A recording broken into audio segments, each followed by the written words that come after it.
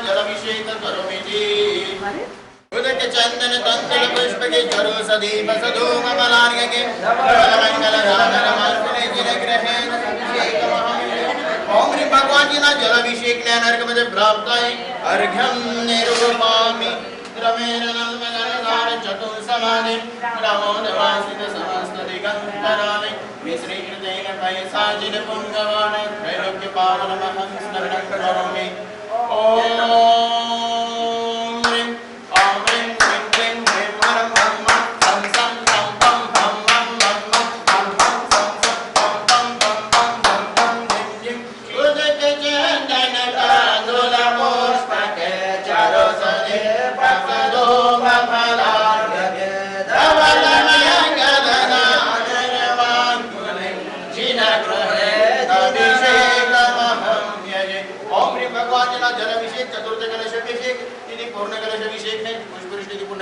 नमः नारकपति प्राप्त अर्घ्यं निरूपामि स्वाहा ओम नमः सिद्धेभ्यां नमः सिद्धेभ्यः श्री वीतरागाय नमः नमो अनन्तानं नमो सिद्धानं नमो आयर्यानं नमो ध्यानं नमो रजसं चत्तारि मंगलम अनन्तामंगलं सीतामंगलं सामंगलं केवलकलतम मंगलं चत्तारि लघुतमरन्तालघुतम सिद्धालघुतम सावलघुतम केवलकलतम लघुतम चत्तारि शरणं भोजामि रते शरणं भोजामि सिद्धेभ्यः नमः शरणं भोजामि केवलकलतम शरणं भोजामि। सम्यक ज्ञान के 4 अंग माने गए हैं: प्रथमान योग, करणान योग, चरणान योग और तृप्यान योग।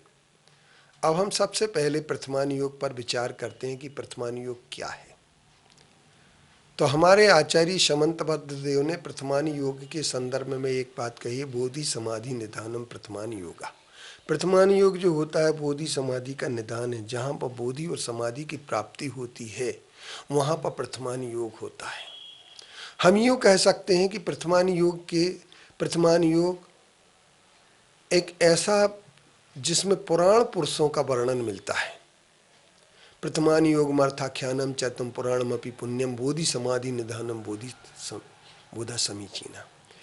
जो पुराण पुरुषों के और जिनके गौरव को हम समझ करके अपनी धर्म की महिमा को समझते हैं। जैसे तीर्थंकर पुराण पुरुष होते हैं।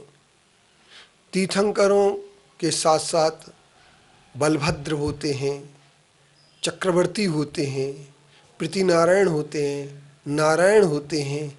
ये सब पुण्य पुरुष और पुराण पुरुष होते हैं। जैसे भगवान रामचंद्र जी को देखा जाए तो भले वो तीर्थंकर नहीं थे परंतु उनका महत्व आज तीर्थंकर से कम भी नहीं है। भगवान महावीर स्वामी के चरित्र को पढ़ करके, हम तीर्थंकरों के चरित्र को पढ़ करके बोधि और समाधि की प्राप्ति करते हैं। जब भी हमें समाधि की प्राप्ति होती है और समाधि हमें प्राप्त होने की स्थिति बनती है तो उस समय हमारे लिए एक बात याद आती है कि तो तुमरे जिए कौन दुख है मृत्यु महोत्सव हारी।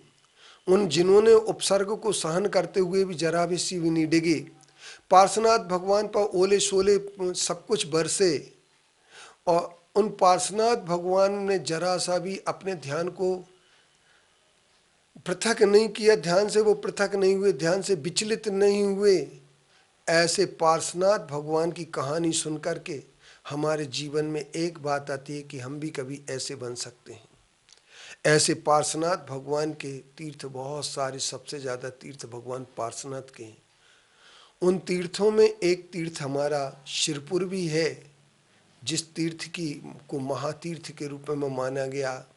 जिस सिरपुर तीर्थ के लिए आचार्य कुंद विद्यानंद, मदन कीर्ति, चिमना और गुणसागर अनेक कवियों ने, कम से कम 21 कवियों ने इस समय अपने साहित्य में शिरपुर के लिए याद किया है।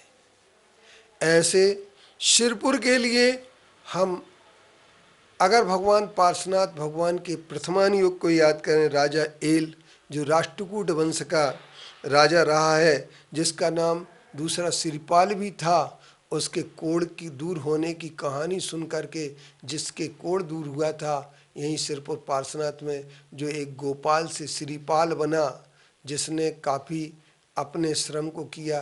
तो हम ये कह सकते हैं कि धर्म की महिमा अगर कहीं से प्रकट होती है तो हमें प्रथमान योग से ही धर्म की महिमा मिलती है। इसलिए प्रथमान योग मर्था ख्यानम चरितम पुराणमपि पुण्यम।